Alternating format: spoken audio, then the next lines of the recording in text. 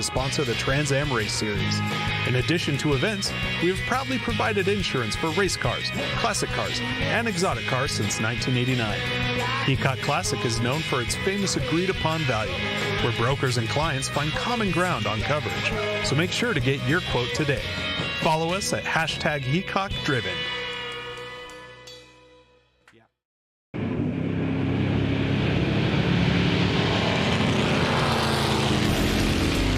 Hey race fans, it's the start of a brand new decade, so don't be on the outside looking in. Straddle the technology fence with us and be part of all the action at every round of the 2020 season. With our all-new app, you'll now have live global streaming of all the action from the heart of each and every track. Live scoring, race highlights, replays, results, and team and driver news. Everything you could ever want to be informed of the world of Trans Am and SVRA. Download now on Apple and Android, the only place to get your muscle car media. Yes, ladies and gentlemen, we do drive it.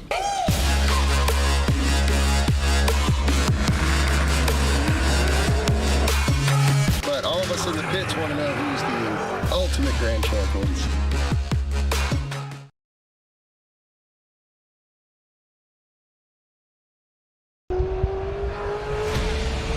As you can tell, I like to go fast. Our race team is really well prepared. We like to look good, but we also like to dress good, and that's why we shop at Franklin Road Apparel. I own the company, and I wear the clothes that we sell in that store. So check us out. We carry all the top brands: Baldwin, John Barbados, Billy Reed, Goodman brand, and on down the list. So come see us, Franklin Road Apparel, Franklin, Tennessee.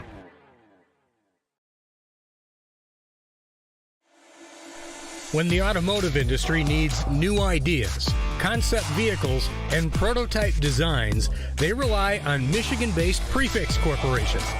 The Prefix Performance Division provides experienced engine development and testing for professional race teams and special car enthusiast projects.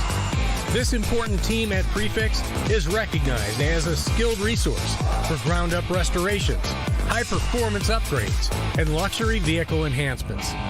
Get your vehicle project started today, or simply check out some of the wild automotive work created at Prefix by visiting www.prefix.com.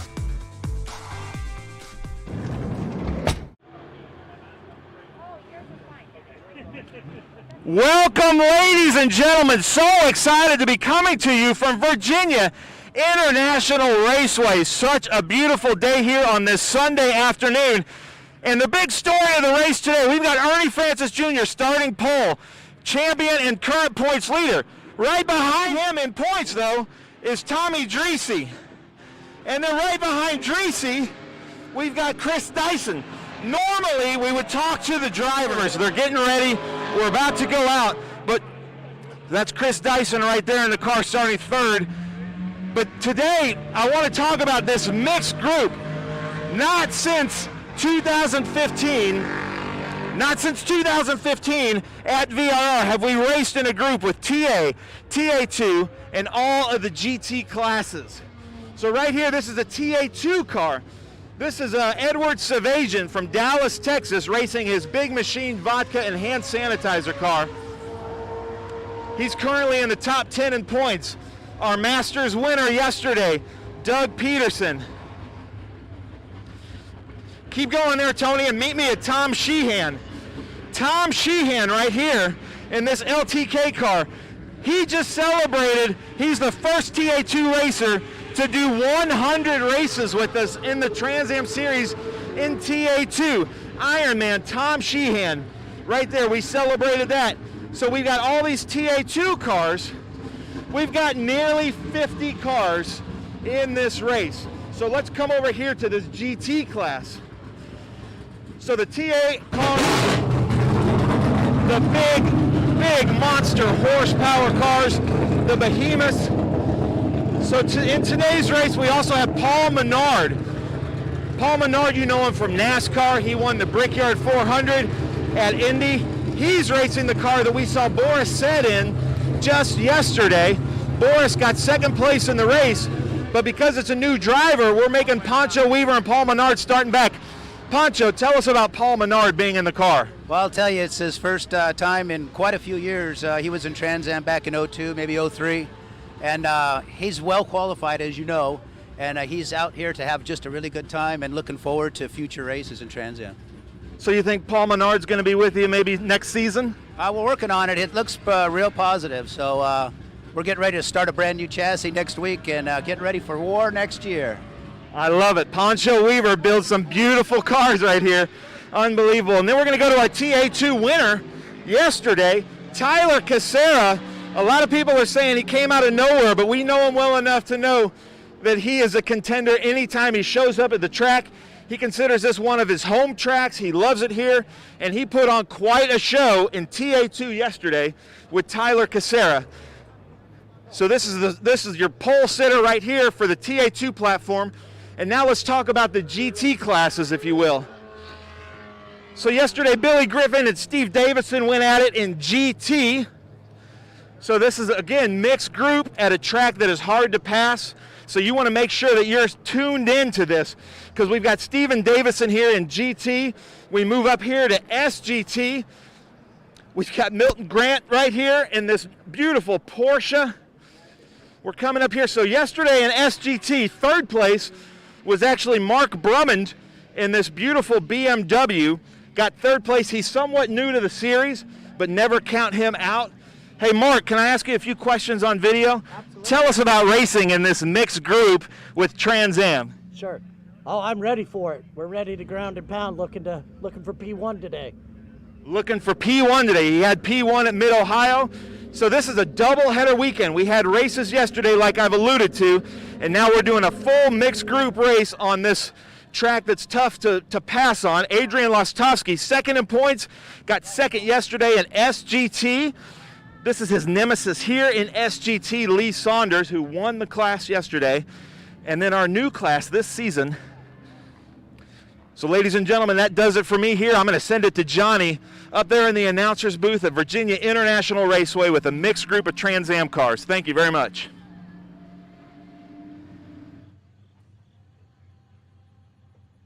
Fantastic stuff, as always. And also, Tony Garcia. Come on, everyone. Fantastic stuff. He kept up with him all the way through that. Brilliant stuff. That's our cameraman. He'll be down in the pits, and so will Ben. And he'll come back up here, will Ben, I'm sure. But that's looking down on what you just saw, which is our array of fantastic Trans Am cars. The whole field is on display and ready to go racing. And this is going to be a real challenge. As Ben pointed out, it's been a few years since we've had all of the cars out there. At 3.27 miles, the VIR circuit is a stunningly beautiful setting. Going into turn 1 at the Horseshoe, then through 2 and 3 NASCAR, through the left hook, and then it opens up through 6 and 7, through Snake, over the bridge, down to South Bend, and the most important corner, 11 and 12, Oak Tree, to get the drive down the long back straight, all the way to Roller Coaster at 13, then it dives down through Roller Coaster into the last corner, Hog Pen, again at 17, important to get good drive at this fantastic circuit known as Virginia International Raceway.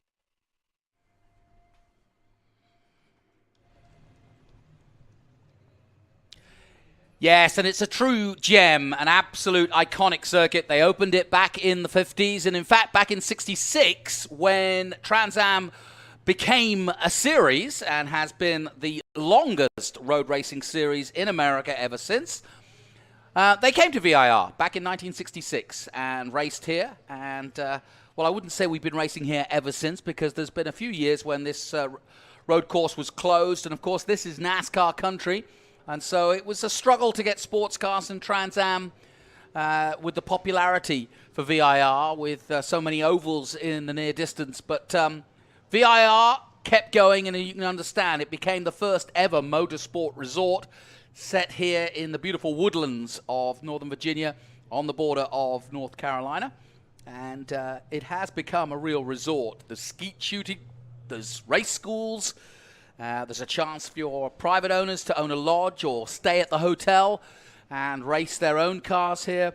And of course, it's a great place for fans to come out with their RVs or their tents and camp up for the weekend. Sadly, no crowd here this weekend because of the coronavirus, but we hope to have a full crowd here next season, but we're just glad to be here. We had to cancel Watkins Glen because of COVID, and likewise Lime Rock, and so this is a doubleheader, and that's the reason, if you're wondering, why we have got all 5 categories. Usually we run TA, SGT, XGT, and GT all as one race, and of course we start them straddled because the TA cars are that much faster, and TA2, which is the biggest field and our main flagship for Trans Am, is a full field. But now all 23 cars from TA2 and all of the 4 categories from TA, XGT, SGT, and GT will be out on track. So that's going to make things really interesting. They're starting to come out on track now, led by Ernie Francis Jr., the current champion of TA. Tommy Dreese, who was in the booth just about an hour ago, is now on track. And there he is, Tommy Dreese on the right-hand side of your screen.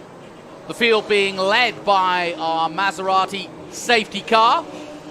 So it is the TA cars that will lead the field. They are the effectively unlimited power cars, so by proxy are the faster cars, but the TA2 cars generally have a faster way around the corners.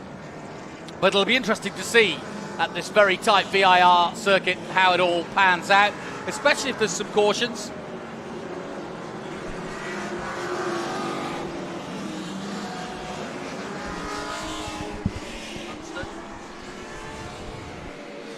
It's a big important race this for Ernie Francis Jr. because he's led the championship for most of the season, but he's not got the lead that he's had in previous years, so there is certainly a chance for others. And here we have a look. Ernie Francis Jr. in the One South Florida Wealth Advisors Ford Mustang. Tommy Dreese, who we just mentioned, in the Lucas Oil Chevrolet Camaro. Chris Dyson in the plaid Ford Mustang. Amy Ruman, former champion, she's in the Corvette. In the number 23, Simon Gregg, another Camaro. John Bokum, also in a Ford Mustang. Matthew Butson didn't finish yesterday, but he's one of our youngsters in a Butson Racing Chevrolet Corvette. We're looking for good things from him. Kerry Hitt, a veteran campaigner in the Cadillac. And Al Masood, who didn't finish yesterday's race. Paul Menard, who, of course, we were speaking about with Poncho Weaver a moment ago with the Dodge Challenger. Tyler Casera in TA2, winner yesterday, his first ever Trans Am win. Thomas Merrill, always a good competitor in the Ford Mustang. Cameron Lawrence, a 2-time champion himself. Rafa Matos, the 2018 champion from Brazil in a Camaro. Scott Lagasse Jr. struggling a little bit yesterday, but he hopes to be on pace. Connor Mosack, one of the youngsters coming out in the M1 race cars Chevrolet Camaro. Looking for big things from him. Keith Prochuk, Barry Bowes, and Edward Savagian in the Chevrolet Camaro, the Big Machine Vodka Duntov Motors Chevrolet Camaro. So plenty to look at and plenty of action to come from this. Ben, great job down there. Great intro to this whole field. But this is quite unique, isn't it? Yeah, it hasn't happened in VIR since 2015, and that was quite a smaller field. We have nearly 50 cars here, I think, right? It's insane. 50 could have qualified, but we had some attrition that couldn't come out. So we've got 42 cars starting at a track that I would consider very difficult to pass. There's only maybe 3 major passing zones, probably 2 major passing zones and an iffy passing zone, and then the rest is quite a gamble. I know it sounds strange to put all this horsepower, all this grunt, all this rubber, and all this adrenaline on track at once, but if I'm going to say what I think is going to happen, the key here is patience, actually. Yeah, I never thought about that, but I think you're absolutely right. Just kind of let the race come to you. Well, don't try to be too aggressive because you're not going to get anywhere. You're only going to get in trouble is what I'm getting at. And this is, there's a lot of, up here in the front, there's a lot of protecting of the points here. Well, the sun has come out at just the perfect time. The mist has gone. And we are a little misty-eyed to see this many cars on track at VIR. The pace car has come off. Ernie Francis Jr. will lead them away. Tommy Dreese is alongside. Let's hear the roar!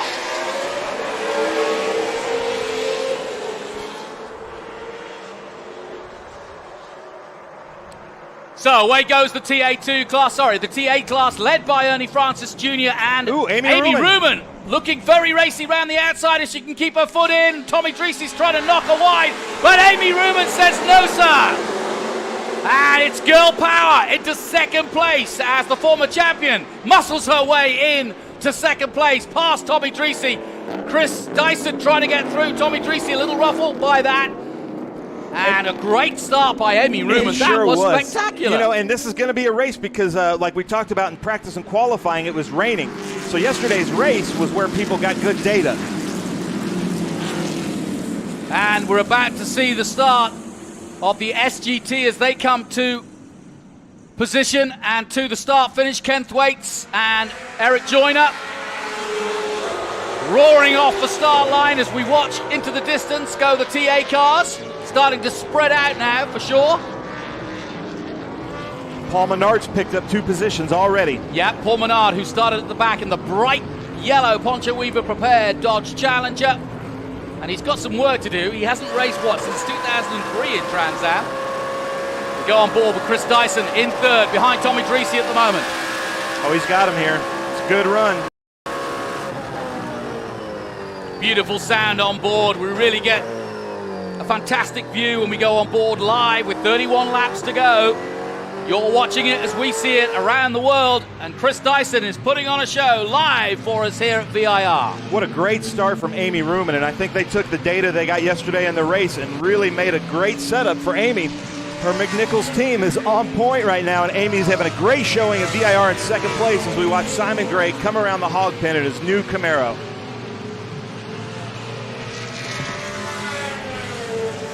And Paul Menard doing a really good job so far. And TA2 is out there, ladies and gentlemen. We just don't have any shots yet. Yeah, we got him now. Dyson. TA2 just roaring past. Chris Dyson and Tyler Casera leading the pack as we look at Chris Dyson.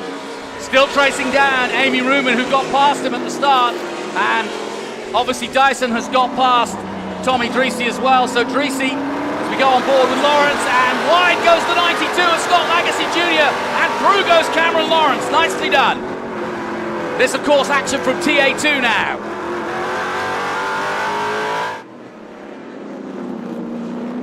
And you're really getting a fantastic view there. Cameron Lawrence in the middle of that sandwich. And now everything's starting to come together as we expected. It's mayhem out there, but it's good mayhem. Good love. Listen to that. Let's just let them listen to this up the S's.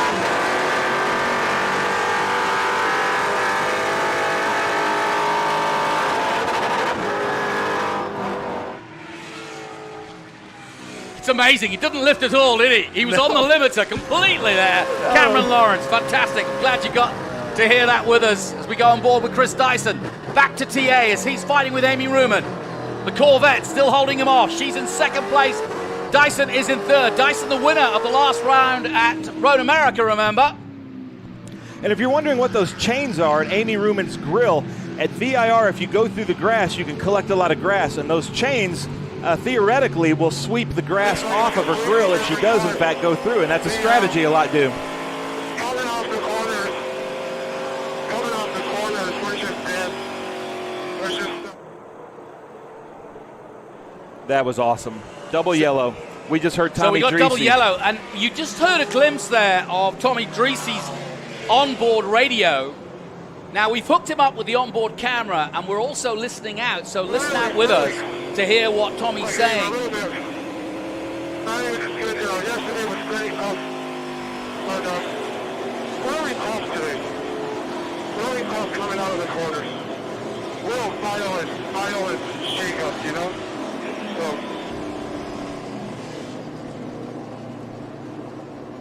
I think he was saying a violent shake-up coming out of the corners. You can hear that he's out of breath. Because it's, Ernie had the right gear and I had to go into the wrong gear. I won't say what gear it is, but it just didn't work good. And then coming out of the first, coming out of the boat race, I was just heading the water for almost 5 clock lengths coming out. So it is what it is. We'll do the best we can.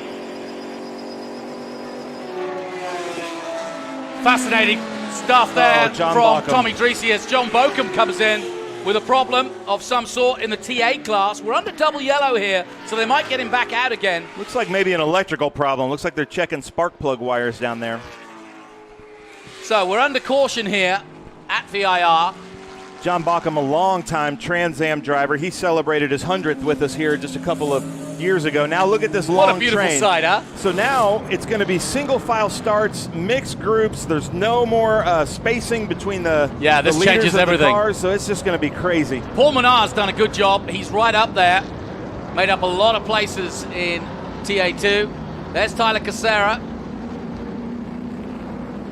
I am loving the in-car audio from Tommy Dreese. But let me tell you, ladies and gentlemen, just in advance, we would like to apologize for anything that may or may not be said on the radio, but we want to give it to you live, so you're getting up close and impersonal with Tommy Dreese and the Burton Racing team in his in-car audio. One thing I can tell you, it'll be Hollywood gold, and I say that because Tommy Dreese is in the film business, and he often promotes movies with his color of his cars. We're on board with Ken Thwaites in the Audi LMS. So I'm hoping that Eric Joyner has word from the crew that he's got to get back up, that it's not a split restart, and we're hoping that he catches back up to the field. Oh, that's a good point. It looks like they are. They shouldn't be going that fast under safety. So right, good point. Hopefully so he's that pushing they can up. actually join the whole field up, yeah? So now we're about to see a long train of 41 cars, since we have one off, restart this race at Virginia International Raceway for Trans Am's doubleheader here. Look at this weather. Yeah, this is Doug Peterson we're on board with now with Cameron Lawrence, his teammate. Doug Peterson runs the three-dimensional services group. Rafa Matos ran for this team and won them a championship for Doug Peterson. Back on board with Chris Dyson in the plaid number 20. So we've got all angles covered, including in the air. Tommy, do you hear me? I got you.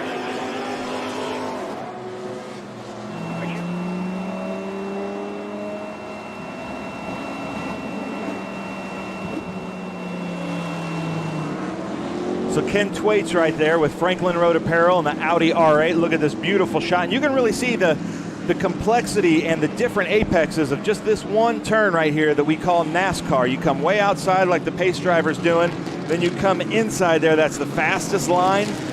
And she is really doing a good job of holding them at a good speed to make sure that everybody lines back up. We're hoping that the lights go out in this lap. Well, the other thing that's worth talking about is that Amy's very much in the championship. For the last couple of years, she's been on the periphery of 5th, 6th now and again, but now she's right up there. She's got a chance to win this thing. I never count Amy Ruman out. She's always kind of in the hunt right there. Well, like so many, like Chris Dyson, she comes from a racing family and spent her whole life in the paddock, pretty much. Yeah, her champion in her own right. Her dad was a Trans Am racer. On there. There it goes. I'm like 7,000 RPM and cleans up. All right, they got something here. I can work with it. Just really rough coming out of the corner. Very, very violent.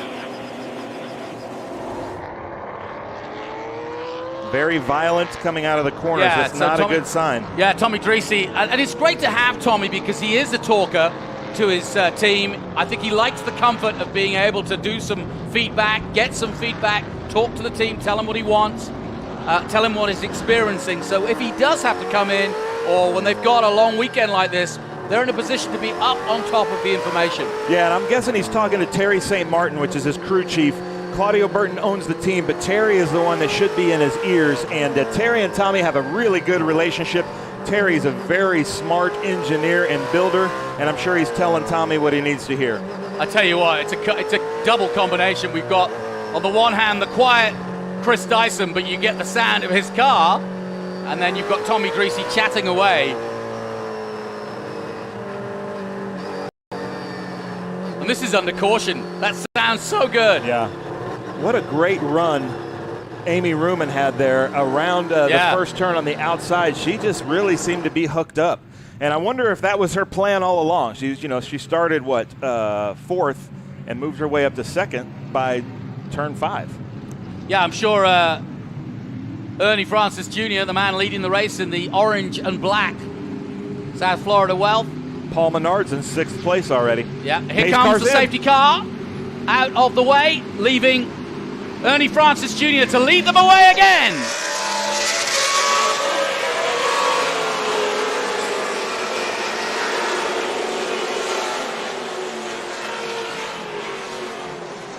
Fantastic sights and sounds from VIR as Ernie Francis Jr. dives into the horseshoe on board with Tommy Treacy, who got away well, in fact, from the restart.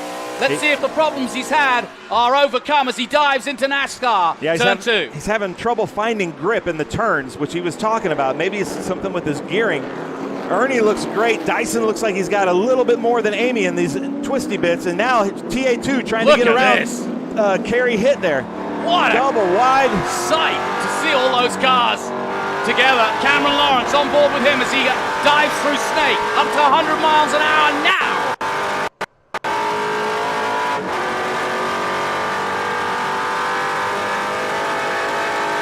Okay, so he's about to get really light right here. That is a great image. Keeps his foot in there, just throttling. Somebody's added at 10. Somebody's We've off got at somebody 10. off. Camera guy, pan up. There it is. Who's off there? Got a mop Kerry in the Hitt. commentary booth as well. It's all happening. That's Kerry Hitt and possibly Thomas Merrill. 3 cars off at turn 10. 1 TA and 2 TA2 cars as Dyson tries to get Amy Ruman here. Well, Dyson wants past Ruman as soon as possible because every lap that he doesn't get past Ruman, Ernie Francis Jr. is going to build on that lead. And the one thing that Dyson knows is that Ernie doesn't need a second invitation. Once Ernie gets into the flow, into the zone, he's gone. And he's already building on that lead. And as they come through roller coaster again, Dyson building up towards trying to get tucked in behind Amy Ruman to make a move. Here we go. We're going to be on board with Dyson as he goes for it.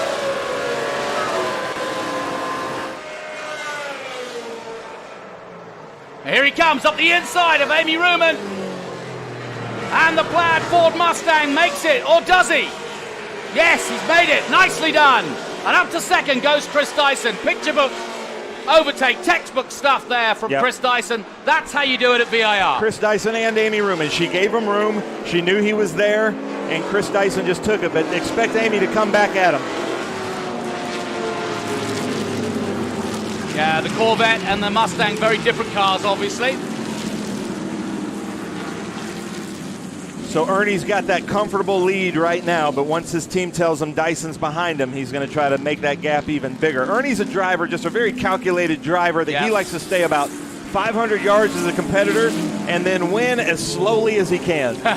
Yes, exactly. That's a very good way. We used to say that about Alain Prost in Formula One. He was known as the professor simply because he didn't run fast if he didn't need to. He looked after the car. Look at this, That's Tyler what he does. Cassera and Matthew Butson. Matthew is a TA2 driver, but this weekend he's in TA with Tony Ave. Yep. And Tyler Cassera is trying to get around him here. And at the moment, he's not giving him anything, is he? No, and you know, Matthew should leave him here on the straightaway, but then Tyler might be able to come back at him as we've got a mixed group here. We don't often see TA2 and TA racing together, and it's really crazy to see the differentials in speed and handling here at VIR. That's great to see. I think we should do more of this more often. I think I like it's great. this. Yeah, I like this too. So we got 26 laps to go here in the sunshine of VIR. You're watching Trans Am.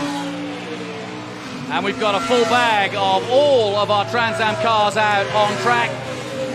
So 5 different categories, all racing each other and against one in the race itself. But it's Ernie Francis Jr. at the front at the moment. Simon Gregg right there, 2012 Trans Am champion. Last year's TA champion on the West Coast. This year he's going for SGT on the West and TA on the East Coast. Brand new Camaro for him this season, and what a beautiful car as we look at Paul Menard in that Poncho Weaver Dodge Challenger. And in case you were wondering, yes, it is the Menard of Menards. Very famous, of course, in IndyCar racing, the bright yellow Menard logo. But it's where I get my hardware when I'm in the Midwest. There you go. Ken Thwaites on board with the Audi from Franklin Road, the apparel store. Coming up behind Eric Joyner there, that's Ken Thwaites in the Franklin Road Apparel Audi R8. Ken is a really fast road racer, and the reason he's got that white door is he had an off in qualifying, and he brings a white B car, and he had to use some parts from his B car. And incidentally, that B car is for rent. He's had some drivers, guest drivers in that this year. So back on board with Ken. This is the battle for XGT. He's second at the moment and he's chasing down the Porsche of Eric Joyner that you can see out of the front windshield of Ken Thwaites' car. And, that's one of the Corvettes. Aaron Pierce, I think. Yeah, and parked up. Let's hope it doesn't bring out. It is Aaron Pierce, yeah. He was 26 overall and second in SGT at the time, but he's going nowhere, sadly. Aaron Pierce and that Sam Pierce Chevrolet Corvette. Aaron's a funny story. He races in TA2, he races in SGT. He just loves racing, and it's real sad to see him out like that. But we hope for the best for him, and doesn't look like contact, looks like mechanical. Yeah, and he's got the door open, so he's not really going to try to get it going again. Back with the number 20. There's Al Masood for the first time we saw him. He crashed out yesterday. Flag. Am I seeing a yellow flag right there at the station? I saw one out there at the station. I don't know if it was a local. Maybe a local. Yeah, just a local. That's good. Cameron Lawrence.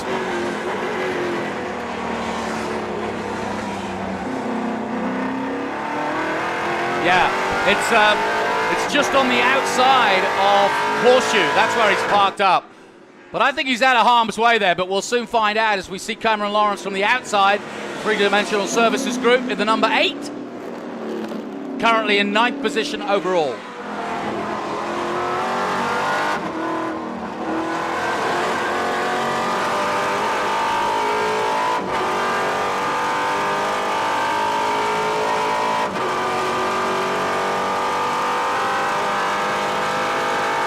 So watch this right here. He's going to get really light at the crest of this hill there, and then compress down hard on the brakes to this left-hander, turn 10, and now they're coming up to the roller coaster here on this back straightaway. Yeah, you really get an idea of the skill involved in getting through 9, 10, and 11 when you're on board with Cameron Lawrence like that. That was fantastic to witness, as it were. We've been on a couple of times as we go.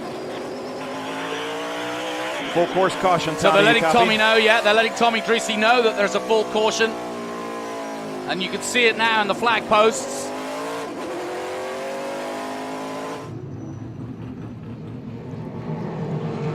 And in comes. Oh, no. They're clearing the vent out of the 98.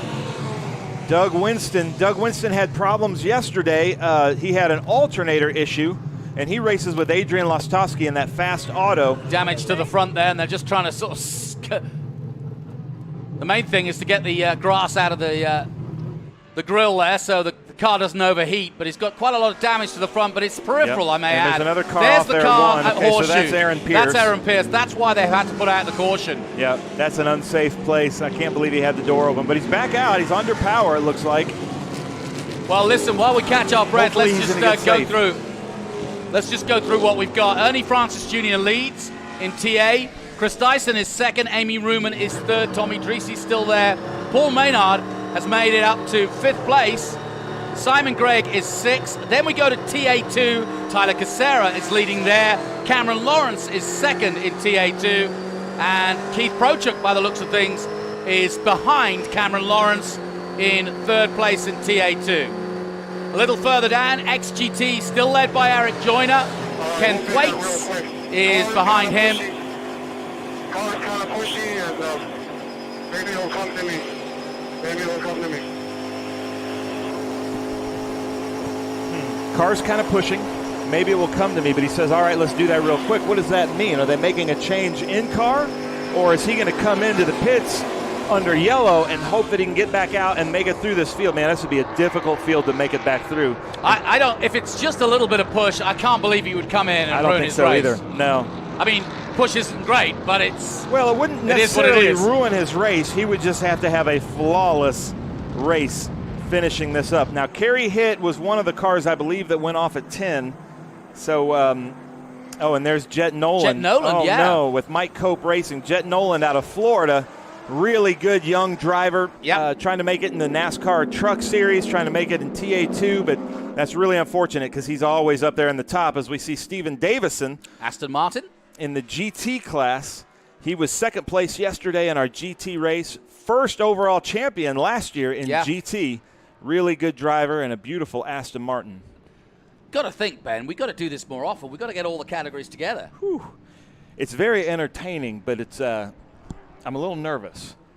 You know, doing this, Jonathan, we get to know these guys and drivers, and they become our friends. So we're rooting for all of them, but this is a little hairy. And if you're tuning in for the first time, let us know where you're watching from, who you're rooting for. You can be watching this on the Trans Am app, all of the Trans Am social media channels. Leave us a comment. Where are you watching from? What do you want to see? Who are you rooting for? And I tell you what, some people left comments of the names of the drivers they were rooting for, and that driver found them on social media and sent them some swag and made bigger fans out of them. So you might get some free stuff in the mail through that. So the yellow flags continue to wave because we have a car stuck, Aaron Pierce, at the horseshoe. So everybody's slowing right down. We've got all 5 categories out there. And like I said, this is a thinking man's race at this point. You want to be aggressive, you want to be fast, but you've got to be patient. We had some long delays yesterday, but the conditions were different yesterday. It was wet and damp, and the delays were longer. Yeah, and I guess... have you covered Mike Skeen starting and back and things like that? Haven't actually. We haven't had time. So and also we should talk about the fact that the conditions were so bad in practice and qualifying, and just torrential rain. That yesterday's race was the only time that they got any kind of data for setup for today's race. So we're going to see it. Right now, I think Amy Ruman's got a pretty good setup. Boris Said, who was in this bright yellow Challenger there, was in the car yesterday, and he gave Pancho Weaver, the builder, and Paul Menard some good input, and Steve, the mechanic, made some changes to the front and rear, and that car looks really hooked up. So we're going to see who got the setup right from the data they collected in the race, but then also we had some drivers in different cars. Tell us about that, Jonathan. Yeah, Mike Skeen, our championship leader, had been in a Ford Mustang, but he's now back to his original Camaro, I think, and he's up to 12th position and 4th, I believe, behind Keith Prochuk in TA2. Now, he's our championship leader and has been throughout the season. And so this weekend is not turning out the way Mike would expect. He got pole position, but then the car just didn't feel right yesterday. And so he swapped cars, which is, his won't. And he had the ability to do that. Well, let me tell you why, because it's a great story.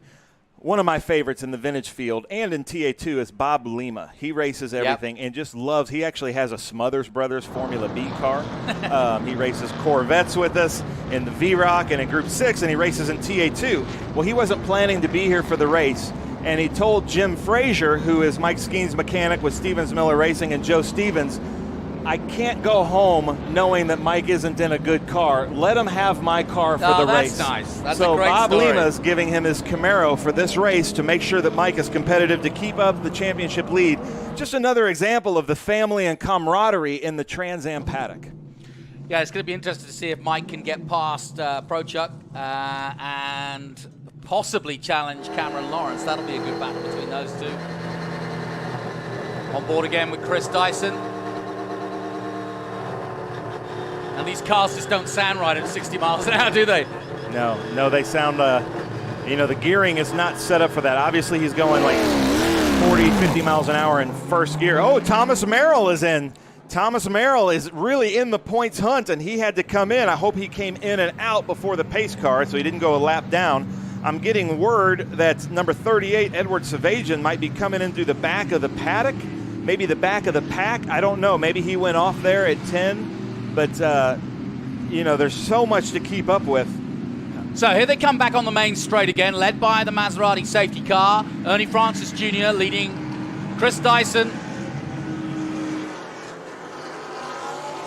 Amy Ruman still ahead of Tommy Dreese after overtaking round the outside to take second for a while. Paul Menard is behind her. Yeah, I believe that Cadillac of Kerry Hitt there in third place, as we're seeing it, is actually a lap back. So I think, because he went off at 10, so I think Amy Ruman is... I don't know if it'll come back, but I'm trying to get it out. Copy.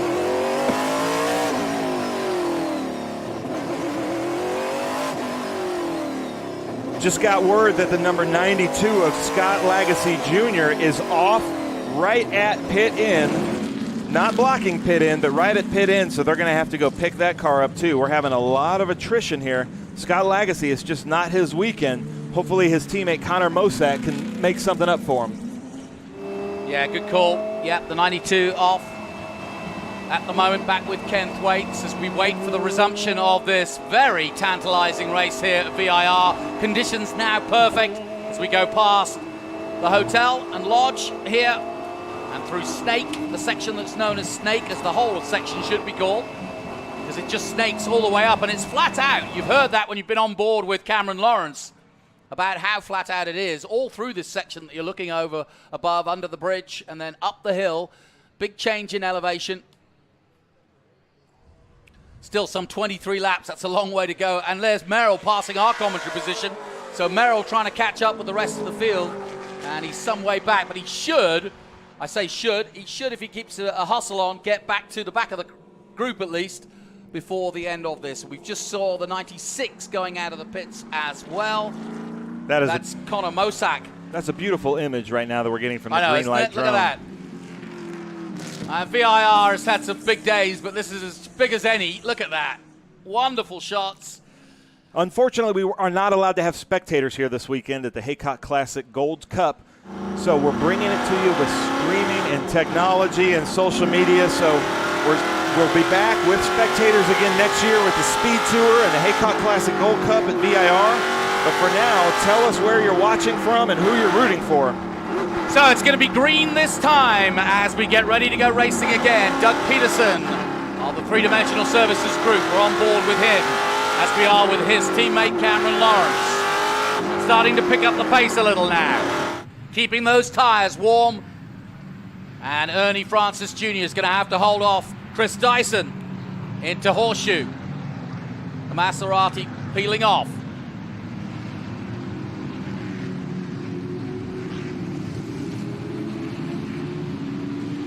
And Chris Dyson looking for a good restart here. So too Amy Room and Tommy Dreesy will try and get past her. And watch out for Paul Maynard.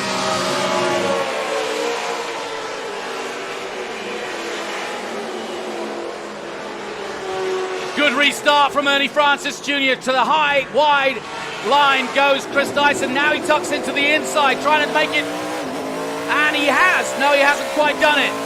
As we go on board with Tommy Dreesy, he stays and holds position as they go to NASCAR, but it is Ernie Francis Jr. who leads. Chris Dyson did get a good restart and he's close, but he hasn't been able to make a move just yet on Ernie Francis Jr. as they head out of Left Hook and down the back part of the circuit again and up the hill.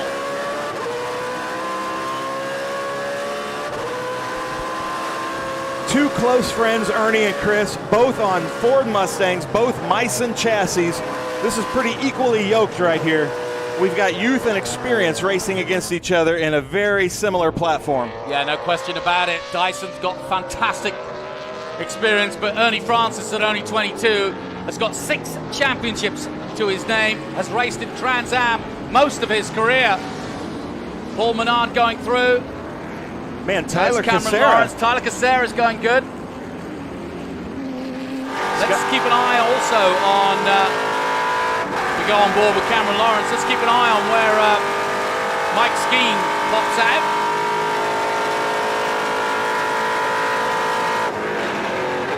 Somebody else coming into the pits, that's Jet Nolan getting away. And Kerry Hitt is in the pits, as you quite rightly pointed out. He was third on the racetrack. Lawrence still struggling to get past Bootson by the looks of things.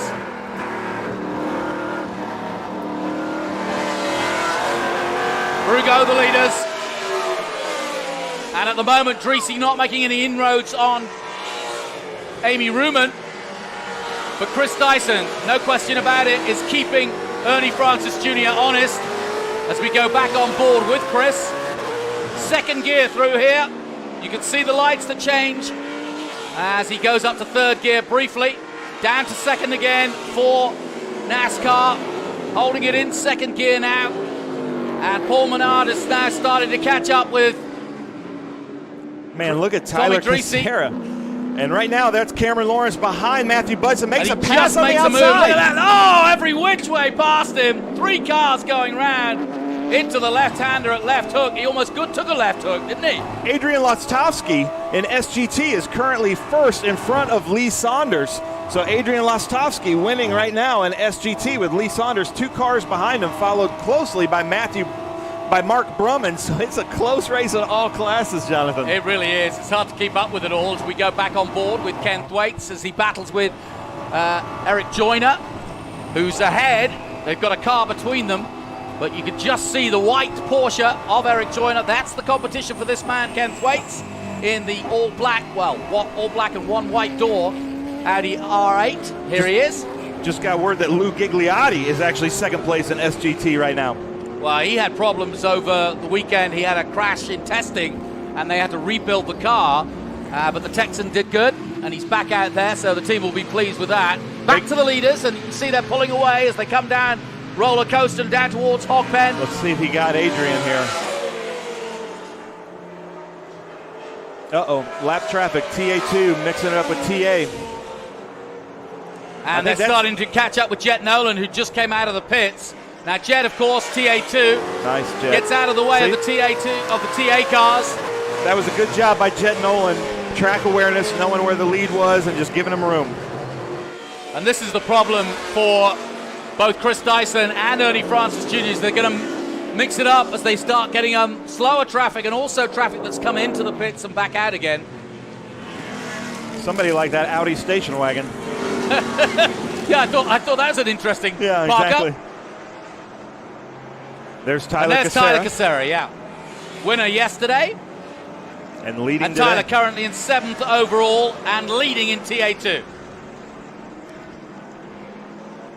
And just to give you an uptake on TA2, our main class, Tyler Cassera leads from Cameron Lawrence, now 2nd. And up to 3rd place now goes Prochuk. And Mike Skeen is right behind Keith Prochuk for position. And so we'll keep an eye on whether Prochuk can actually hold off our championship leader Mike Skeen in the Camaro. And just behind him, Doug Peterson. Just got word, unfortunately, that John Baucom has retired in that yellow Mustang.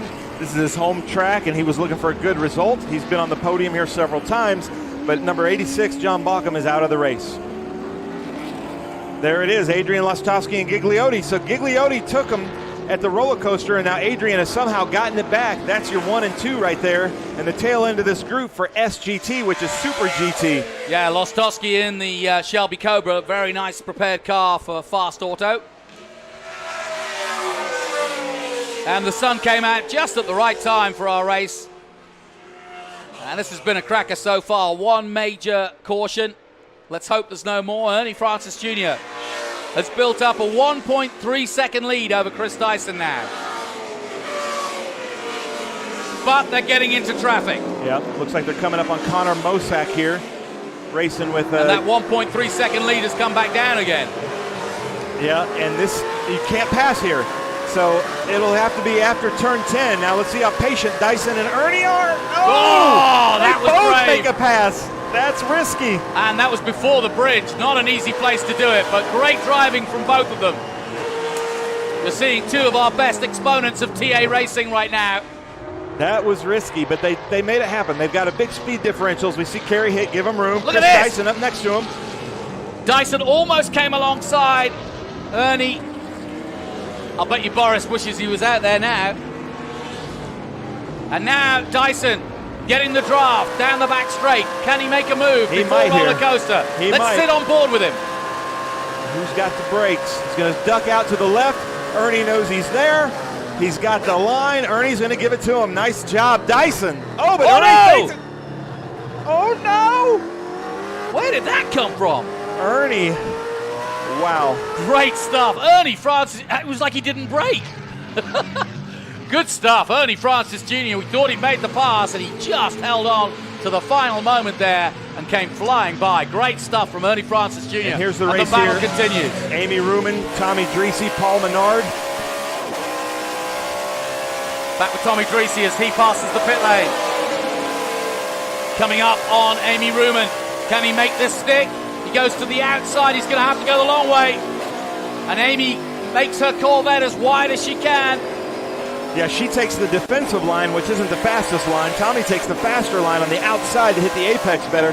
But Amy holds it. Nice job, Amy. Great onboards with Tommy Dreesy. He's not talking now. He's letting his driving do the talking. And the Lucas Slick Miss man pounding Amy Ruman.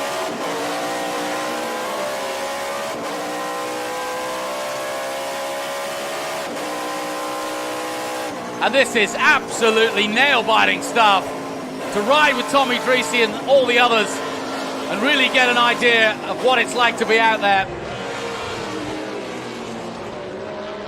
And as these two battle, Paul Menard is just there waiting. He's not far off. He's had to come from the back. And the reason he started at the back was that Boris Said raced the car yesterday, and because the grid is set from the fastest lap in yesterday's race, and obviously because Boris may well have had the fastest lap, he's not going to get it. Here comes Tommy, side by side. Has he got her? No. Yes. No.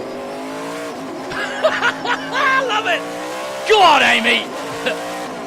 That is excellent racing.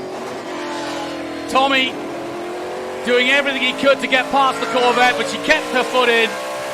And for a moment, I thought she'd lost it, but back on the main straight. He's got another jib at her now, gets the slipstream, goes to the outside. He's got room and time now to go all the way around the outside and make it stick.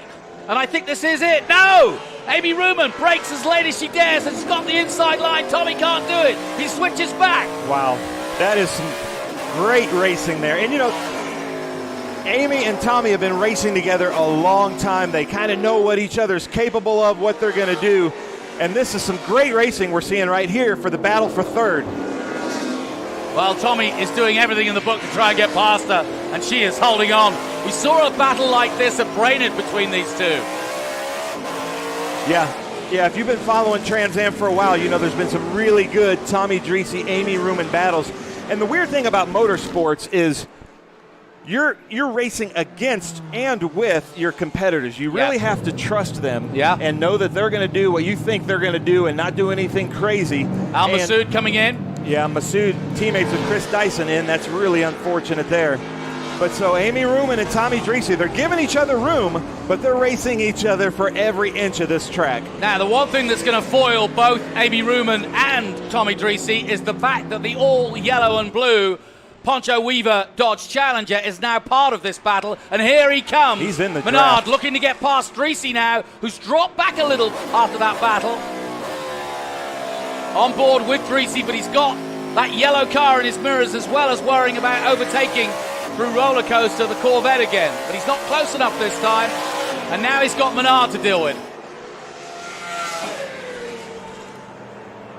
Ooh, look Here at that come the gap. leaders. That's a big gap right there between Ernie and Chris Dyson. That's John Cloud right there, racing with Cobra Automotive. John Cloud is a great racer. He's always racing here with us in TA2 and in Group 6 and the Vintage, and he did the right thing there, getting over to let Chris Dyson by. But Dyson's lost a lot of time on Ernie Francis Jr. in the last two laps. Ernie now pulling away at the front.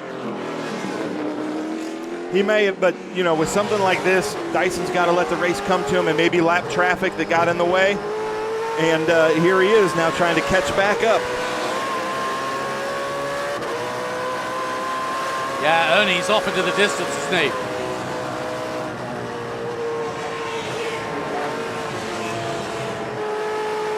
Uh-oh. Lost a little bit there. Had a little bit of a push on his steering there, it looked like. Traffic will be a factor, and that's what Dyson's hoping for at the moment. That's Kerry Hitt, who keeps coming in and out of the pits. Kerry Hitt just can't get the setup right. I think he's having some mechanical problems, but he gets out of the way for Dyson. You can see Dyson's working it in the cockpit if you look to the bottom left as he goes through the gearbox. Grabbing gears left, right, and center. Drops it right down. Got another car to deal with in front, but it's not his opponent. Meanwhile, in TA2, Tyler Casera looking for double back-to-back victories here. There he is. Doing a really good job, Tyler Casera, the man from Manheim, Pennsylvania. And there is his opponent, Cameron Lawrence. And Lawrence just ahead of Skeen. In fact, that's Prochuk still behind him, excuse me. Back with Lawrence now down that back straight. So Mike Skeen, according to my information, is third in TA2 right now. That is amazing that he's worked his way through the top in Bob Lima's Camaro to be in third behind Cameron Lawrence and Tyler Casera. Yeah, we don't really know impressive. where he is on the track, but we hope that our great camera crew can get us some shots of the TA2 race happening back there. Well, we're looking at Doug Peterson, and I think that's Skeen. Well, that's Joyner up ahead, Joyner, but yeah. Peterson's behind Mike Skeen at the moment. In TA2, that is. Wow, this is all electric stuff. It's really good stuff. Doug Peterson's really come on as a racing driver over the last few years. Yeah, he's a former Trans Am champion in the TA class, and now he's just enjoying himself in TA2. He still has a matching TA car that'll sometimes bring out, but he and Cameron Lawrence are really giving a good show here as he lets Ken Thwaites take the inside, knowing he's a little bit faster. Look at this gap now between Amy and, Dreesy got by Amy. Amy fell back. And so did Maynard. Yeah, Amy must have gone off somewhere. So we've got a real battle now between Paul Maynard and Tommy Dreesy. Because Amy Ruman may have made a mistake because she's dropped right off this battle. There she is. Or they did the pick and roll on her with lap traffic. You never know. Pick and roll, I know it. Billy Griffin right there in the green Mustang won the GT class yesterday. Now, who's that parked up? Looks like Jet Nolan. Yeah, could well be. He's been in and out of the pits. So that's Doug Winston racing there with Amy Ruman. Doug's a lap or two behind because of the damage that we saw on the front of his car. Hopefully letting Amy by there on the inside. And she does go by. This has been a good race for her. Still plenty more to come from this one, though. What a beautiful setting for a race. Now the sun is shining. You really get a chance to see VIR at its finest.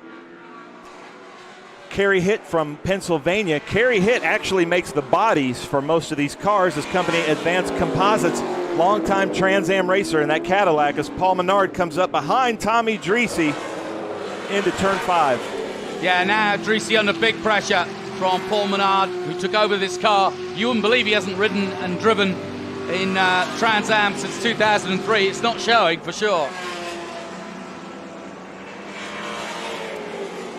Eric Joyner right now currently in first place in XGT. We just saw Ken Thwaites right behind him. These two had a crazy battle yesterday with some contact at turn 10 or turn 11. Yep. And they're good friends. We laughed about it on the podium, but they laughed begrudgingly, I can say. Did Joyner tell you whether he'd seen the yellow flags or not? He did not. No, he was making a pass. He did not see the yellow flags. And that's kind of what we said from our commentary, that, you know, you're looking at the car you're passing, not the corner workers. You're watching the battle for XGT between Eric Joyner and this man, Ken Thwaites, in second place as we go back on board with Ken.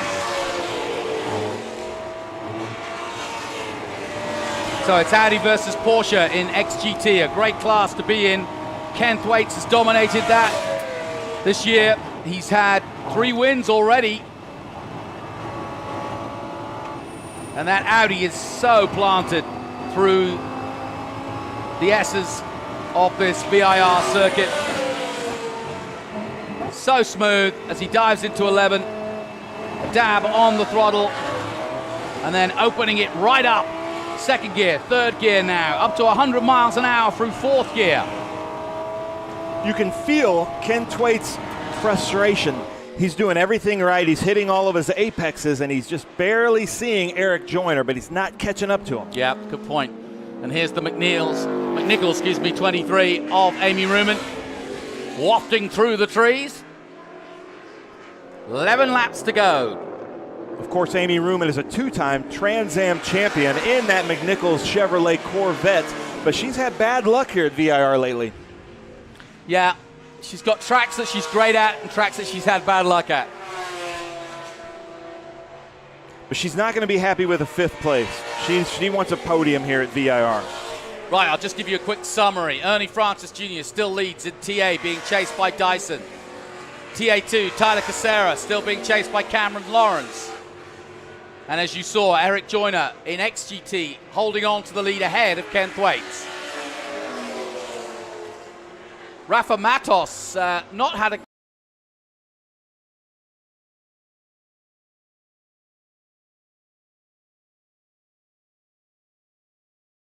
God no, it's unusual for Rafa to be that far down.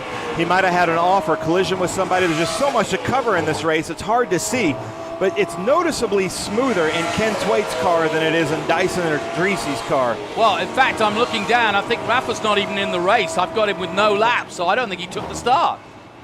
Oh, that's unfortunate for Silver Hair Racing, Maurice Hole and Rafa Matos. As we look there, with I love the UT sticker there on the top. A Connor Mosak's car, 21 years old, from Charlotte, North Carolina, is missing his left door.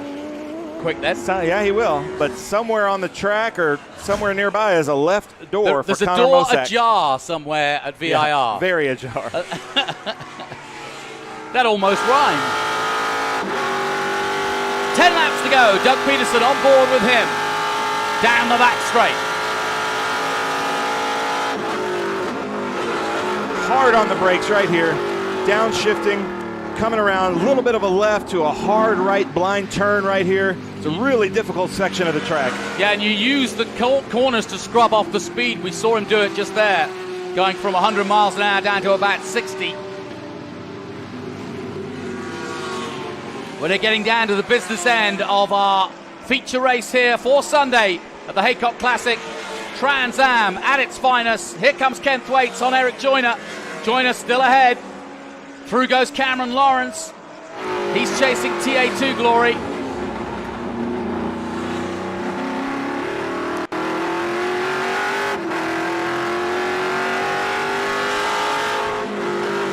My heart rate is up. I know. This is a very intense race, so if my heart rate is up and the comfortable air conditioning, I wonder what these drivers are like. Well, Doug Peterson currently 13th overall, but in his own battle in TA2, and going well too. Back with Lawrence, his teammate. Now Lawrence looking for a podium here, and these are important championship points as well. That is the 28th. Now that's surely going to bring out... That's Lou Gigliotti, who was in second place in SGT. And that's the second smash of his weekend. And that's probably going to bring out... that might be turn one. Yeah, that's the exit of turn one. I had a camera right there. That's going to have to be safety car, I think. Probably, and that may be some wall repair. I don't think so. It's double layers of walls there. But, man. Oh, Dreesy stopped. He spun. That's a spin right there at pit entrance. Come on, is it full course yellow, guys? Is it full course yellow? I wish we could talk to Tommy and tell him it should be full course yellow. So he's wanting to get out. Under power. He's going to try to spin this thing around. Watch for some drifting here. Oh, he doesn't have the radius to get into the pits. Is he trying to reverse and into the pits? Now this is interesting. Yeah, this should not, because now he's blocked the pits. Well, and how much trouble is he going to get for reversing on a race Yeah, course? You should not be reversing on a racetrack. And he's just gone into the middle of the track. Eric Joyner gets by him. Hopefully they're showing a local yellow there. Get that tire ready. Team don't know where he is. Don't let me go down a lap. Don't let me go down a lap is what he's saying. We haven't had word yet if the safety car is out, Jonathan. So he's really trying not to go down a lap as we see Adrian Lostowski go by. And okay, so the point is, he has that tire ready, baby. He is stopping. Come on. Get that tire ready, baby. So he went down. He has a tire. You can see the double yellow there on the stand. We'd like to get an image of the safety car. Come on, baby. Let's beat that safe car. We are under safety, which we are. He knows he can get out before. Are we okay, Claudia? Go.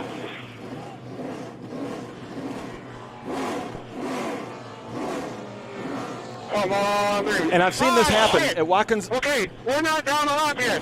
We're not down a lap yet, right? We're not down a lap. Just to translate, he said, shucks, we're not down a lap yet, are we? There he goes. Comes down off the jacks and goes out. And I think he made it. I don't know. I don't know where the safety car is. Now, let me tell you, years ago, Jonathan, we were at Watkins Glen. Andy Lally was driving Andy Lally was driving. He had to come in for an early tire change to his right rear tire, put it on, came back and won the race. Wow. So don't count Tommy out of this race just yet. He probably isn't going to be in the hunt for first, but he's still in it for a podium possibly. Well, I think he's down a lap because we saw Menard, so he's down a lap. I got the impression that he only changed one tire. Was I think there's a issue? puncture maybe. Okay. Wow, there's so much action going on in this race. Fantastic stuff. I hope you're enjoying it as much as we are. Tommy Dreese just made a pit stop. What he tried to do was get in and out, but he spun at the pit entry and then put it in reverse, which may lead to a bit more drama for him, because I don't think the stewards will appreciate that.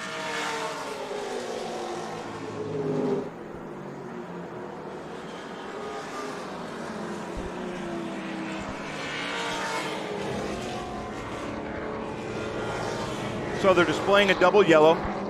All cars need to line up behind the safety car. So that's Ernie Francis Jr. So the pace car was able to pick up the leader. But now Mark Brummond in SGT is right between Ernie and Chris Dyson. And I'll tell you what, Chris Dyson did not have nice things to say about the driver of that BMW yesterday. Thought he was blocking him. I don't believe he was, but I wasn't in Chris's seat to watch it. So now Chris Dyson is behind that BMW once again, keeping him from winning this race on this restart. But knowing Mark's a good friend, and he's a longtime racer with us in SVRA, he's going to give him room to get by. That's not his race. Well, the good news for Chris Dyson is he's got one more chance now, or maybe a couple more chances, to have another go at Ernie Francis Jr.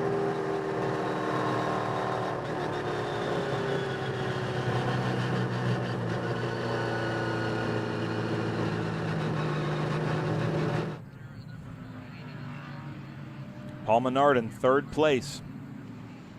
For Pancho Weaver to possibly have 2 podium finishes from this weekend on a brand new car is unbelievable.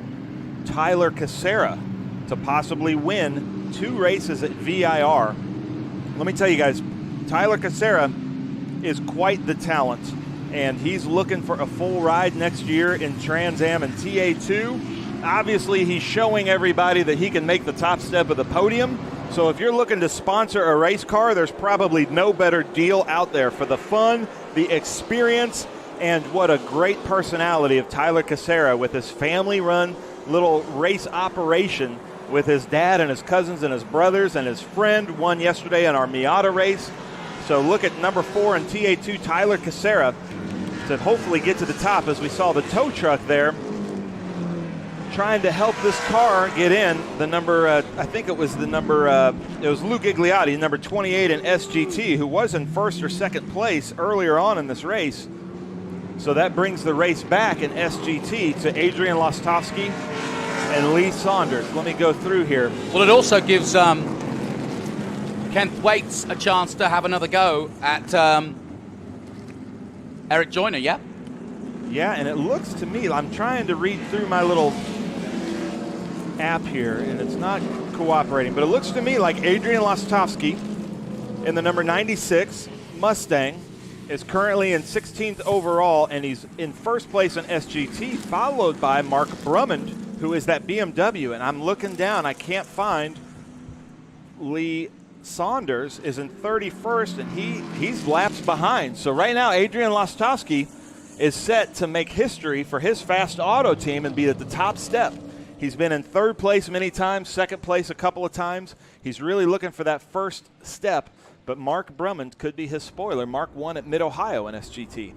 Yeah, Lee Saunders and Rafa Matos are the two sort of unknowns, as it were. Larry Bailey also didn't make the start, but I've got no laps for Rafa. John Boken we saw go out. Doug Winston obviously is out there. He did 6 laps. But those are the guys that have fallen by the wayside, some of them not starting at all. One thing I can tell you, Ernie Francis Jr. has led this whole race and is now under pressure from Chris Dyson. And at the restart, he'll get another chance. And look at Paul Menard, a chance to get a podium, if not a second place. That would be fun. I really like the livery on that Keith Prochuk Ford Mustang there with Mike Cope Racing. HP Tuners, that's Keith Prochuk's company. Really neat electronics car company, but really good racer. He's been in the series quite a long time. He had a baby earlier in the year, so that's a miracle. He didn't start. His family had a baby, his wife. So now he's back with us. I've met some impressive racing drivers, but that's really impressive. Yeah. He was at Road America with us this year, and he's here at VIR. It's really great to have Keith Prochuk back in that beautiful HP Tuners Ford Mustang. So, the calm before what will be an inevitable storm here at VIR. We've had some in the weather, and I think we're going to get some in racing terms very soon indeed. It's quieting down after what has been a frenetic pace in all classes. We've had racing throughout. We've had some fantastic onboards, great drone shots to give us the eye view of exactly what it's like to race here at VIR, and it's far from over, but everybody cooling down and having a rethink. And I said at the beginning of the race, patience would be the key, and it's turning out that way. So we've just clicked our 25th lap, coming over this line right here. That's 25 laps down. Ernie Francis in first place, Chris Dyson, Paul Menard in third place, followed by Amy Ruman. That's your battle right there for TA, because then it goes to the TA2. In fifth place overall is Tyler Casera, first place TA2. Eighth is Cameron Lawrence. Mike Skeen is third place with fourth place. Somehow, Keith Prochuk is awesome. XGT, Eric Joyner, ninth overall, followed by Ken Twaits. And there he could see Joyner now in front of him, right in front of him. And with so much traffic involved, Joyner's got, well, he's really stuck because he can't just get rid of the traffic in front of him and pile on the lap time. He's got to be patient himself, but he knows that Ken's going to try to pounce right from the get-go. And Joyner's just got to be really careful here. Yeah, and I tell you what, he knows that the TA2 class is in front of him. They should take Eric off, right? and Ken have never raced with TA2 drivers. TA2 drivers have never raced with them, so TA2 drivers are not going to be looking for them to come up beside them in the S's. And interestingly enough, Tommy Dreese's stalling. He's having trouble with his gearing, it sounds like. You can hear him hitting his limiter. To the right of me, I don't know. He didn't want to move over for me for the longest time. You know, no more with that nice guy with Amy anymore. You know, be patient. And then, you know, I'm patient. I let her run a race. But when you're slowing me down, and then you get next to her, she kind of creeps over a couple times. I almost plowed into her a couple times. You know. Tommy explaining that no more Mr. Nice Guy, he says, with Amy because she came over on him, he feels. But that's racing, isn't it? I'm not going to comment on that. Fair enough. Well, they've had some history, those two. They have, and that's what he means by saying no more Mr. Nice Guy. They've been playing nice the last couple of years since their history. And so now he's kind of saying all bets are off, and I'm going for it. 6 laps to go. I'm hoping that the pace car, safety car comes in here. I'll tell you what, we've got an almighty battle with Cameron Lawrence and Tyler Casera now. There's no question. Lawrence is going for the championship. And Mike Skeen. Well, yeah, but Lawrence is going for the championship. Casera's just in his way at the moment, and I don't mean that rudely. I mean that Casera had his glory yesterday, and Lawrence needs the points. Yeah, and Mike Skeen, I think his team, Jim Frazier, Joe Stevens, are totally happy with a third place because he's got such a lead in the points. And now with Rafa out, I think he's going to be pretty happy with third place. So I'm not looking for him to take any chances or advance. But I'm looking for Cameron Lawrence too. Yeah, we're going under. We got one more. We got one more lap. At least one more lap. But look at this field snaking down roller coaster. What a wonderful sight. Well, guys, who says muscle cars is a thing of the past? It's very much a thing of the present and the future here. 66 it all began. And now, some 54 years later, here we are.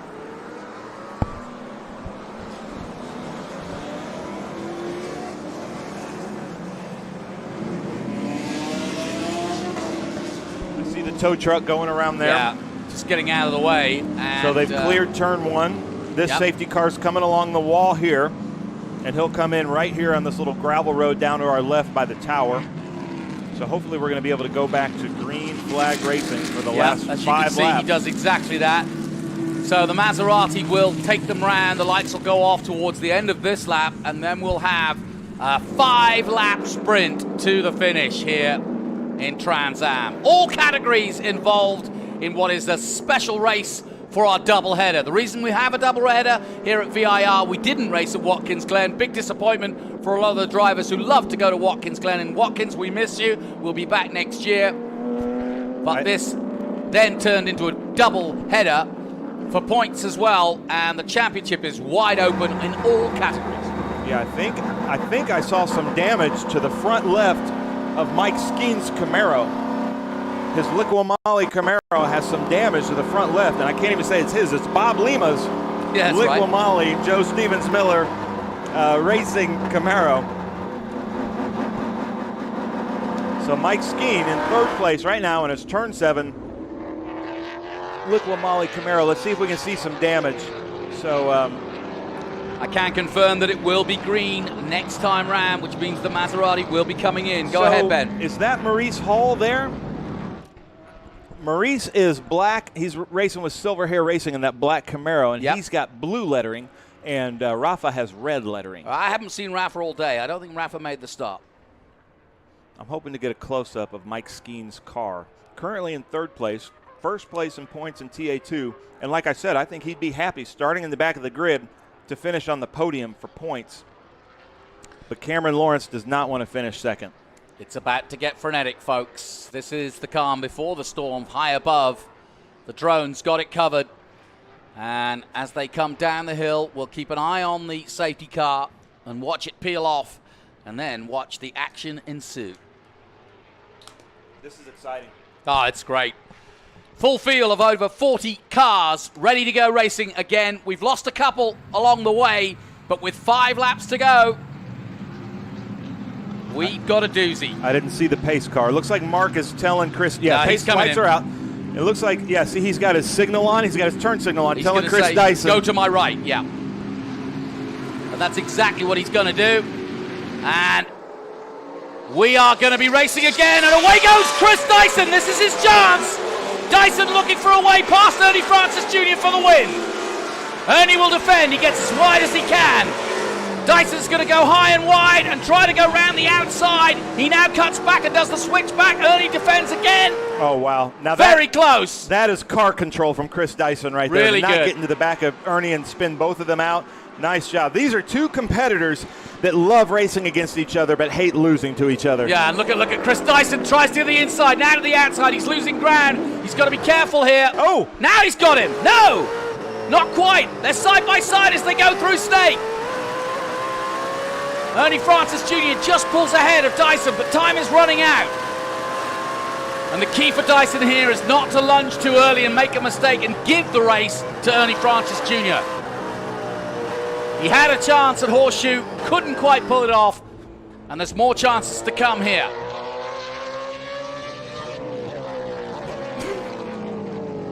Fantastic racing.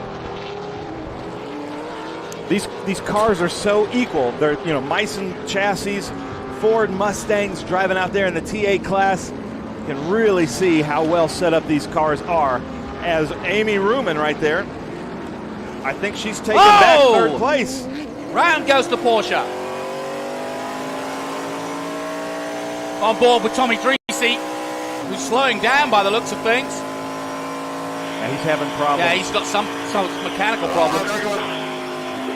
All we gotta do is make it left. We would have had a podium. There goes Bernard. Bernard goes. Yeah, Bernard got a black suit.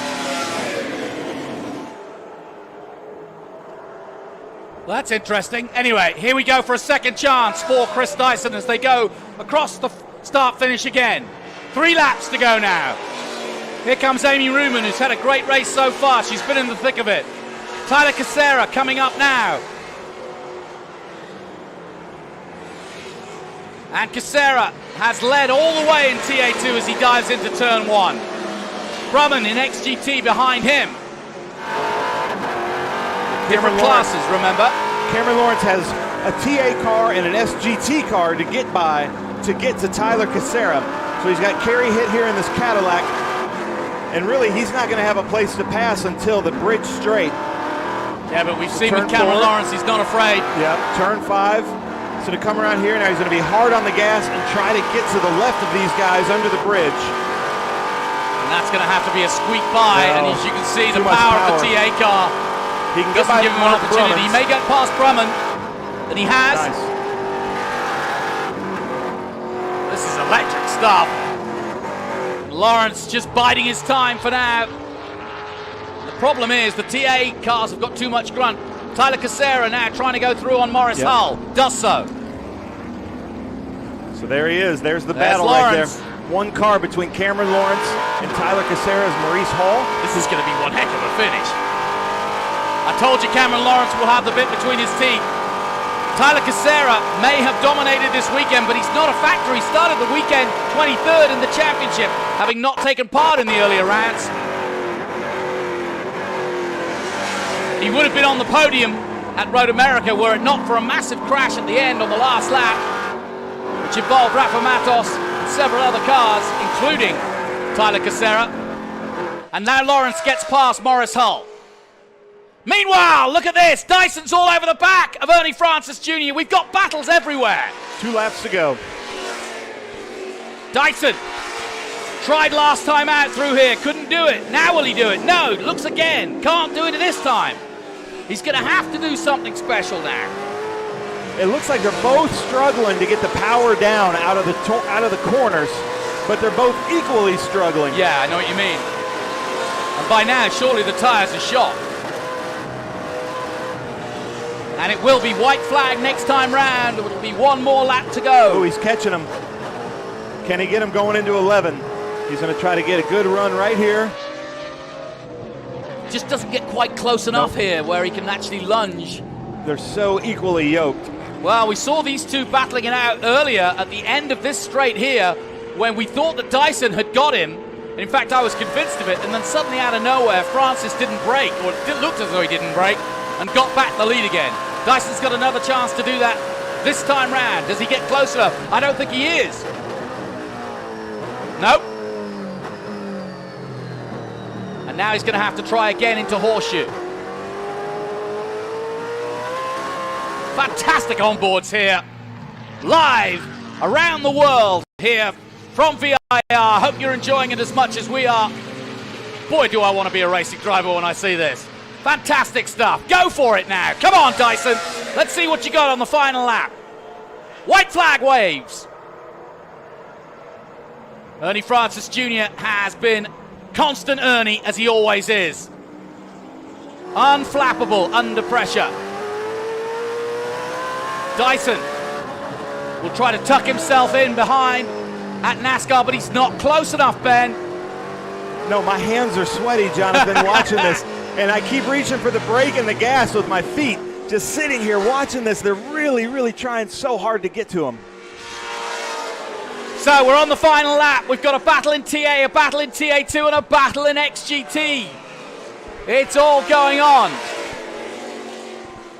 Our camera guys are struggling to figure out who to pick up. There's so many Well, battles there's so many going battles on. to go. Why wouldn't they? There we go. Tyler Casera still holding off. Here's Ken Thwaites trying to take on Eric Joyner. This is the battle for XGT.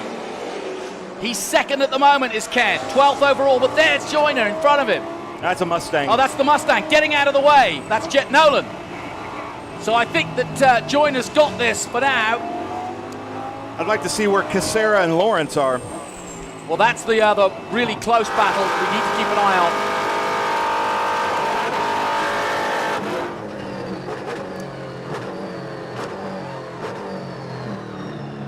Chris Dyson coming up to roller coaster, last couple of turns of the race. And I don't think he's going to do it. Ernie Francis Jr. is going to hold on. And down the hill they come. And it's been a monumental battle between the two. They, I'm sure, will hug each other after that one. Great sportsmanship, great racing. Trans Am at its absolute finest at VIR as Ernie Francis Jr. takes the checkered flag and wins here at VIR. Unfortunately, Paul Menard is in the pits. So it looks like Amy Ruman is going to take third place, but we haven't seen the cars come around yet. Well, they were so far ahead of everybody else that it's hard to work out. Exactly right. But here comes Amy Ruman. She is going to take third place. Amy Ruman takes third place. Nice job, Amy. Here comes Tyler Casera. And Casera is going to hold on to win in TA2. Is he? looks showing Mike Skeen. Well, actually, no. In the last minute, Skeen got ahead of him. Mike Skeen comes up in. Wow! The number 63 Liqui Moly Turn 7 Stevens Miller Racing Bob Lima Chevy Camaro. Somehow. While we were concentrating there he is on right TA2. there hugging. Yep.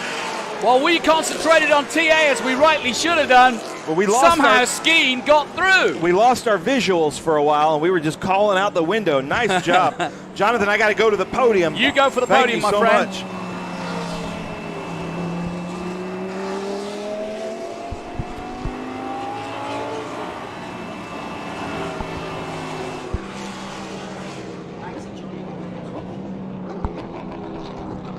So, fantastic job by Ernie Francis Jr. What a race. And who'd have thought that Mike Skeen would have made it all the way through. That is a really, really fantastic drive.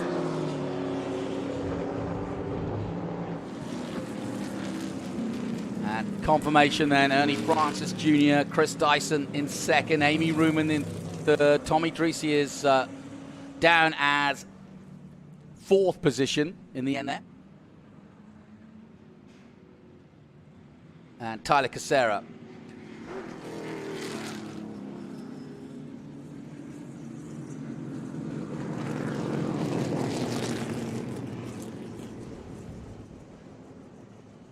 Well, Tyler Casera could do no more. That was really, really good. Great battle also from Eric Joyner and Ken Thwaites.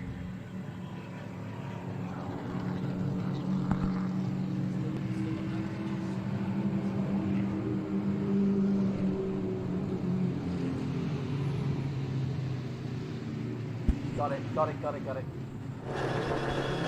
And into the pits they come, and it's going to be an interesting podium. Ben Sissel heading down there right now as I stay with you. And, well, Chris Dyson can't really complain. It wasn't through lack of trying, that's for sure.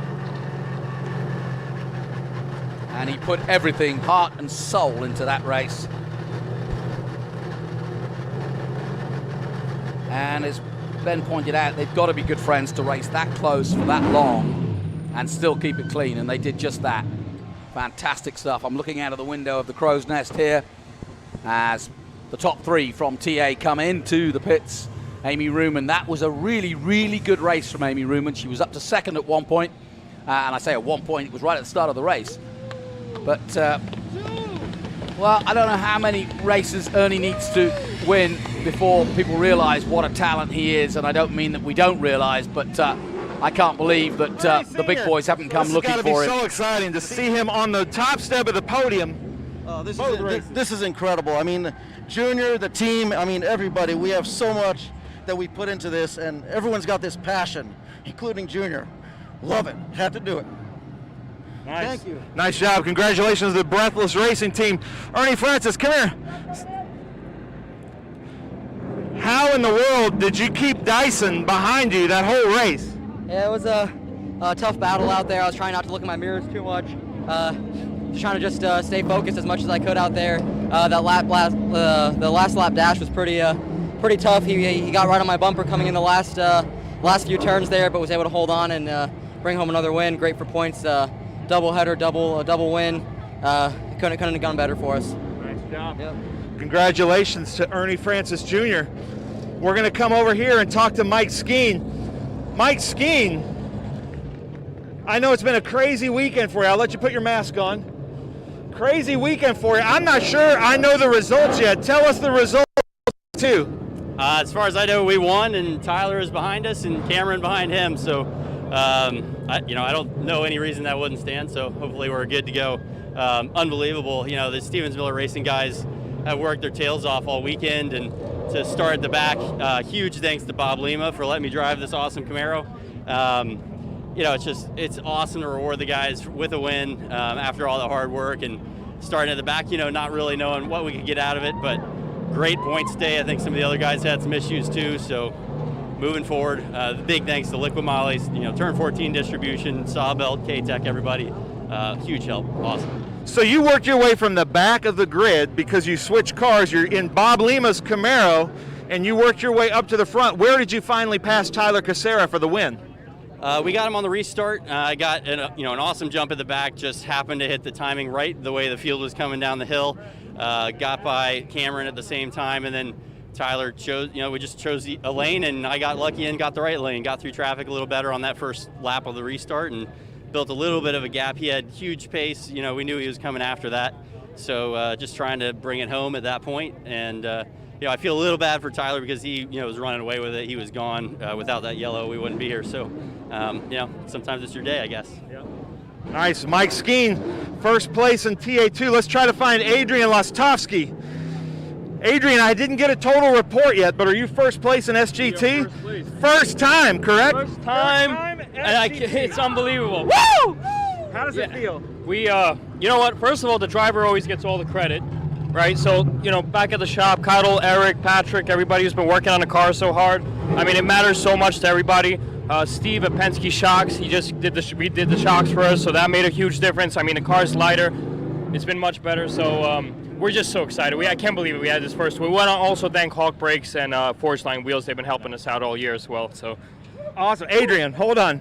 What's this about? If Tony, our cameraman, can get a shot of this, what happened there? I think Ken. I think we were all piled up over there in like turn 4, and I think I tapped the back of Ken's car over there. Went through the grass, gave him a tap, and we all cleared through there. So I just looking at it myself. So. Well, nice job. Congratulations, Adrian Lostovsky. Good stuff. Where's Eric Joyner? We're going to let Eric Joyner get out of his XGT car here. Do you have a mask, Eric? I do. Ladies and gentlemen, we're at VIR. Eric Joyner here in XGT. Hard-fought races with Ken Twaits out there. Eric, tell us about your race here.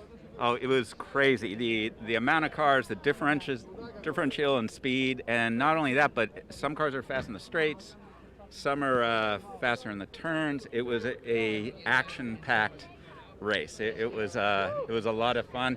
I got to thank my crew. They put this car back together and gave me a good car. I mean, they did a phenomenal job.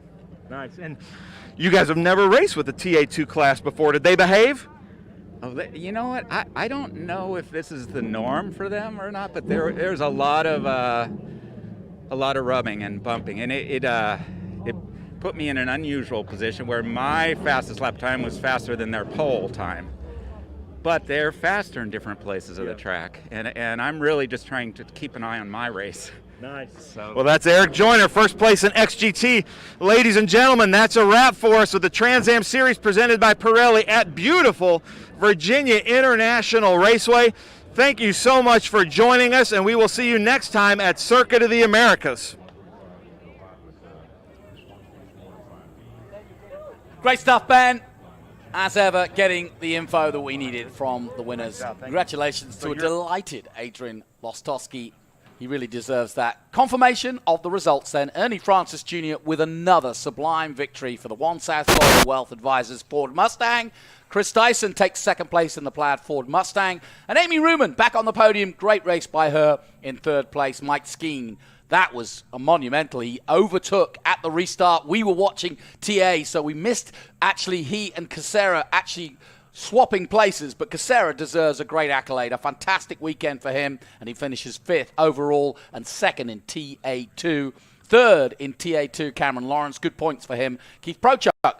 Thomas Merrill, who had an in and out of the pit. Simon Gregg in TA in 9th position. And the top man in XGT was Eric Joyner. He finishes 10th overall, ahead, more importantly, of his XGT team opponent, Ken Thwaites, XGT in 12th position, Doug Peterson in 11th. So, fantastic racing throughout the weekend. I hope you enjoyed our all categories Trans Am race from VIR. We're going to take a short break. We've got more SVRA action for the weekend coming up. But that concludes our Trans Am action. And we'll be back next time out for more 2020 Trans Am action. My thanks to Ben Sissel. I'm Jonathan Green. We'll be back with SVRA in about half an hour. Getting the most out of your Classic can mean many things. That's why Hecot Classic Insurance is excited to sponsor the Trans Am Race Series. In addition to events, we have proudly provided insurance for race cars, classic cars, and exotic cars since 1989. Hecot Classic is known for its famous agreed-upon value. where brokers and clients find common ground on coverage. So make sure to get your quote today. Follow us at #HeacockDriven.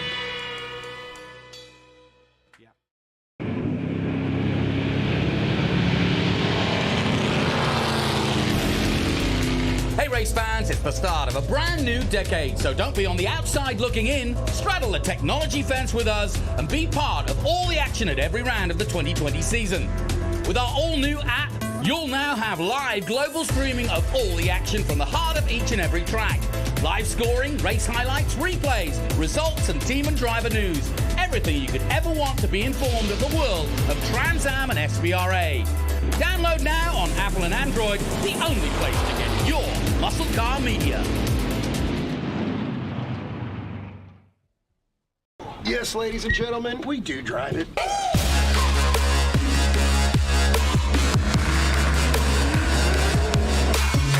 But all of us in the pits want to know who's the ultimate grand champions.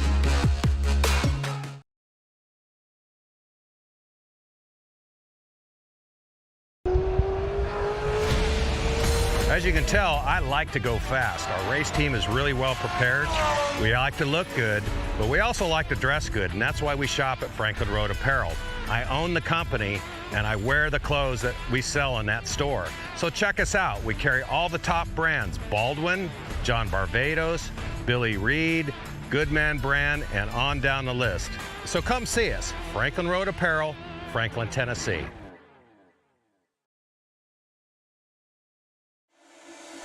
When the automotive industry needs new ideas, concept vehicles, and prototype designs, they rely on Michigan-based Prefix Corporation. The Prefix Performance Division provides experienced engine development and testing for professional race teams and special car enthusiast projects.